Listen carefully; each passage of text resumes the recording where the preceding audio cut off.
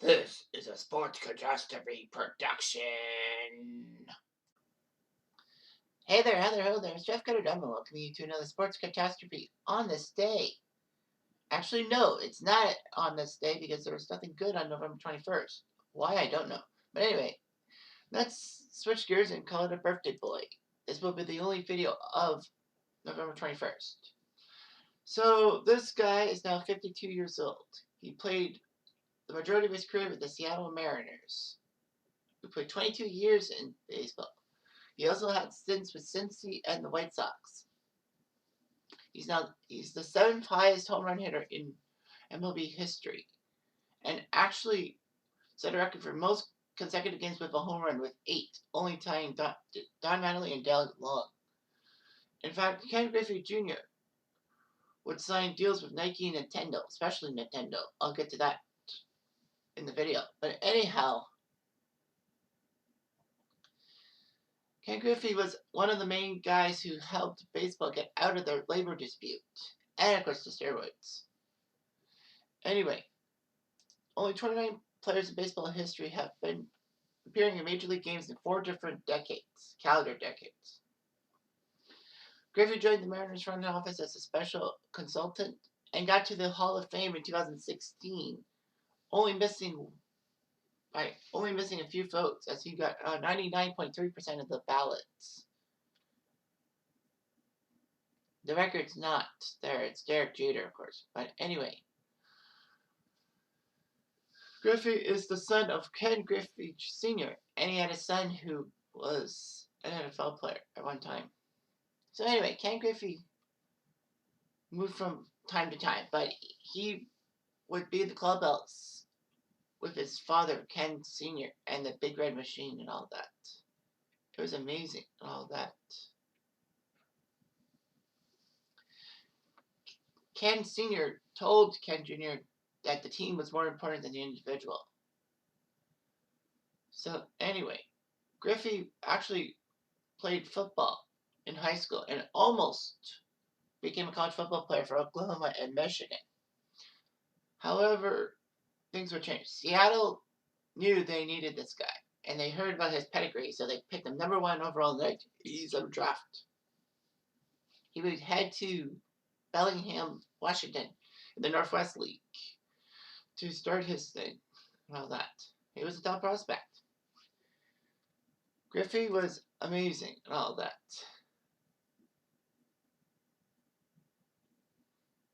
In Seattle, he was helping Seattle a lot. I mean, the guy almost hit 400 home runs in a Seattle outfit in his first 11 seasons in Seattle, leading the AL in home runs 4 times. AL MVP 97, and did pretty well.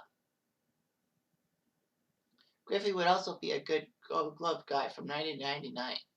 Anyhow, Griffey would get it in his first plate appearance against Oakland. In Oakland, Griffey hit a double off Dave Stewart. 1 week later, at the Kingdom, in his first home at bat, he would hit a home run. Griffey was an icon in Seattle. In 1990, the Mariners decided to pick up Ken Sr. And it was weird seeing 2 members of the same family on one team for starters, and then, it's father and son. In fact, September 14th, 1990, in Anaheim against the Angels, both Griffey Sr. and Griffey Jr. went deep. The duo played 51 games together, which wasn't bad. Griffey would be a major swing. Griffey, in fact, in the 93 home run derby in Baltimore, actually hit the warehouse beyond the right field wall on the fly.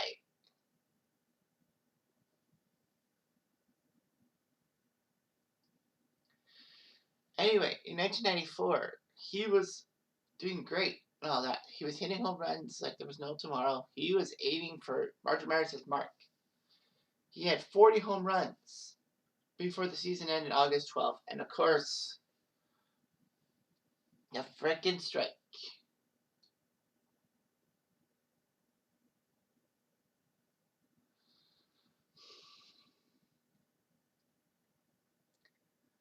However, Griffey would be more memorable the next year when Seattle beat the Angels on a one-game playoff to get to the wild card playoffs. The first time that a Major League postseason would have 8 teams in the postseason, except and not the 4 that usually happens. Griffey was just getting started in a sense. Griffey was hitting home runs like there was no tomorrow. He had hit a pair of home runs in Yankee Stadium, but the Mariners were still in trouble. The Mariners had to win the next 3 games on home to have any chance to knock the Yankees out of the playoffs, get to the ALCS, and probably save their franchise. Griffey was instrumental with things. In fact, Griffey would hit his 5th home run of the series against the Yankees into right field in the 8th inning to make it 4-2 for the Yankees against the Mariners. Or was it 4-3? It was 4-3, I think. And then Seattle somehow managed to get to David Cone. And it was the fault of Buck Showalter, because if he had pulled Mr. Cone earlier, maybe Mo Rivera would have saved the day. Not saved it. Not be the closer, but that was Wetland's job. But anyway. Well, Griffey was on base when Edgar Martinez hit a double to score Cora, and then Griffey raced around the bases like there was no tomorrow, slid into home, and scored the winning run to send the Mariners to the ALCS and probably save baseball in Seattle.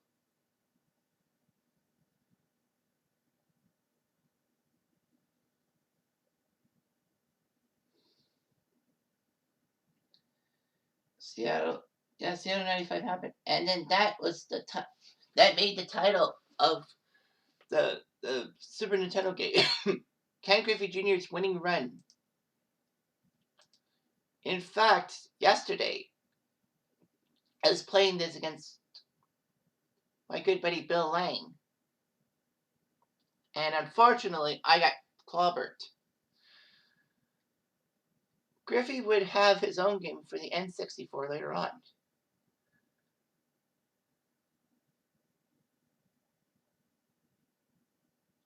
So it was a good state. It was a good video game and all of that.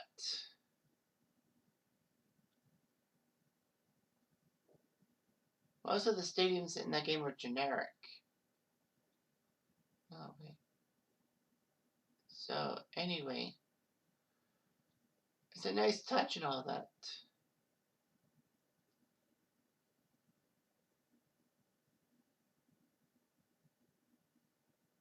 So it was well received by critics and all that. I think it was good too. Yeah, the N64 version was okay, I guess. It was more arcade-like and all that. And Nintendo also did Ken Griffey Jr. Slugfest, so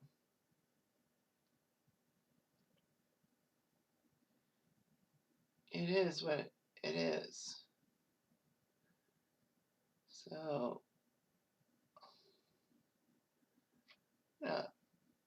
Griffey was a video game god in a sense. Anyway, Griffey would lead Seattle to the AL West crown in 1997 and would be the MVP, as I said. 98, he had a chance to beat up on Maris's home run record, but Griffey fell short, unfortunately. But he got injured quite a bit. That's why his stats were not that good. Meanwhile, Griffey actually is the originator of wearing number 42 on Jackie Robinson Day, April 15th, because Griffey wore 42 on April 15th, 1997. No one else did. And then in 1999, MLB decided to do the Jackie Robinson Day tradition. All that. So Griffey looked good and all that.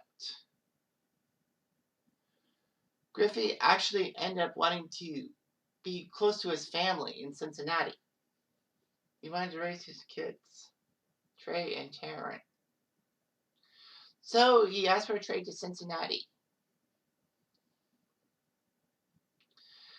And since he gave him Brett Tomko and Mike Cameron and a few minor leaguers. It was a good trade for Seattle, too. Mike Cameron turned out to be a very fantastic player for the Mariners, especially in the 2001 season. But anyway, Griffey was in a 9-year contract with the Reds after the trade was completed. Now, Wiki reports that Griffey actually lived in the same neighborhood in Orlando as Payne Stewart, and then Payne Stewart died in that plane crash in October 1999. Griffey expressed a desire to live closer to his relatives in Cincy. Anyway, Griffey actually vetoed a trade to the Mets that would send Roger Cedeno, Octavio Dotel, and maybe Armando Benitez that way. So it actually worked out.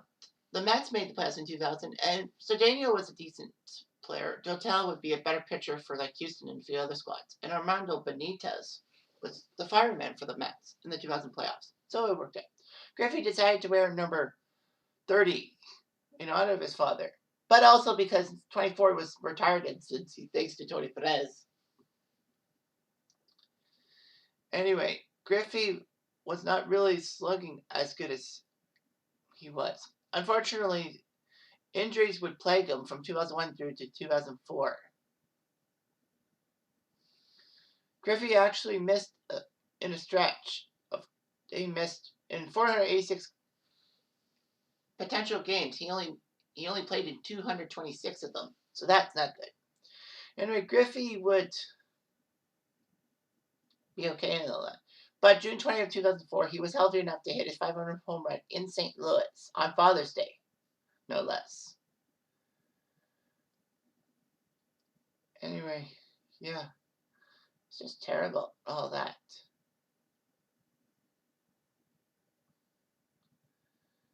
Injuries would just be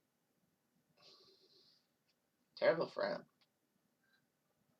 However, by early 2005, Griffey would had a resurgence. In the 2005 season, he hit 35 home runs. And Griffey would slowly move up the career home run list. That one season, he was tied with Mickey Mantle. And then he passed him, Jimmy Fox, Ted Williams, William McCovey, Ernie Banks, Eddie Matthews, Mello, and Eddie Murray in that order. So, anyway, Griffey actually was doing great for the 2006 U.S. squad in the World Baseball Classic. Griffey would have a lot of injuries and all that. Griffey would be moved to right field for the 2007 season as Ryan Friel took over center field. Griffey decided to change his slot by changing his number to number 3 to honor his 3 children. And it worked out. He got to 8th on the home run list that season.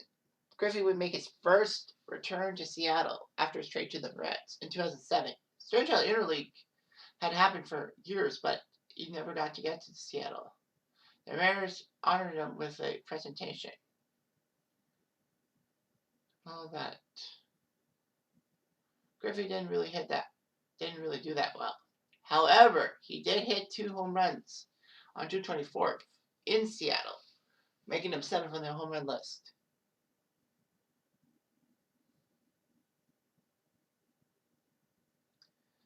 Anyway, Griffey would do quite well, even in the All-Star game.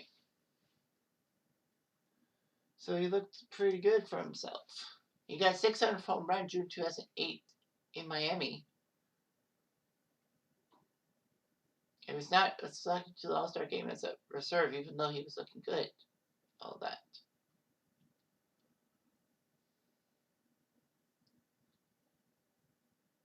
Griffey tried his best. But at the 2008 deadline, Griffey was traded to Chicago for a couple of players, ending his 9-year tenure in Cincy. He did okay for the White Sox and all that. In fact, Griffey had a signature moment with the White Sox in Game 163 between the White Sox and the Twins to break the tie for the AL Central. In the 5th inning, they had a runner on third with 1 out. Brendan Harris would fly out, but Griffey would throw a solid strike from center field to White Sox catcher A.J. Prusinski, who tagged out Kadire at home to complete the double play. The White Sox would win the game 1-0 thanks to a Jim Thome home run and got to the ALDS. The White Sox would decline an option on Griffey, making him a free agent. Seattle and Atlanta courted him, and he decided to go back to Seattle. Well, that. So he got to wear his number 24 again. The Mariners didn't dare make someone wear 24. And he had a home run on opening day against the Twins at the Metrodome, which was amazing and all that.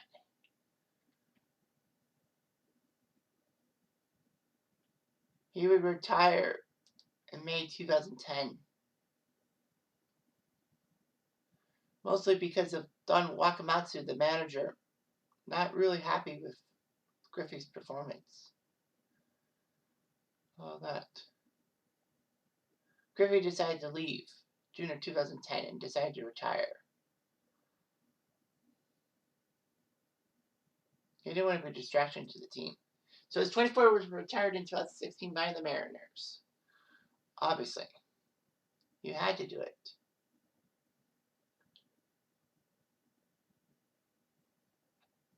Griffey did everything.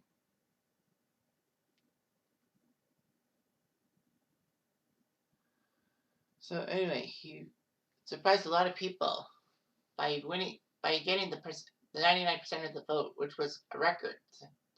That broke the Tom Seaver's record in 1982 of 98.8%.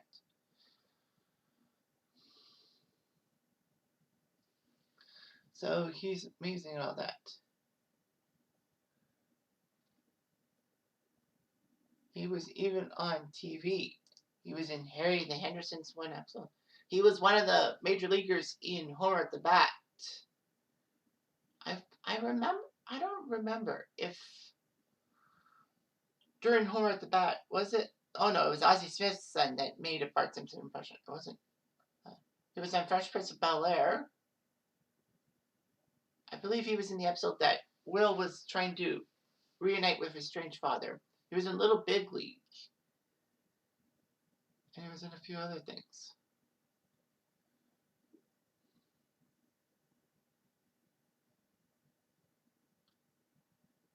Anyway, Griffey and his wife have 3 children. Trey, Taryn, and Tevin. Well, Tevin was adopted, actually. Trey actually played in the NFL. And Taryn played for the University of Arizona's basketball team, women's basketball team.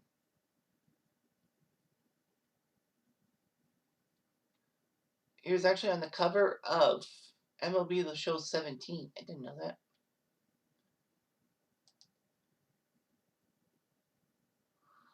But here's one thing that changed things. Griffey Jr. actually had a suicide attempt. He swallowed over 200 aspirin pills and was in intensive care in Mount Airy, Ohio. Griffey Jr. said that his arguments with his father, depression, and anger were reasons for his attempted suicide. And everyone was yelling at him in baseball and all that.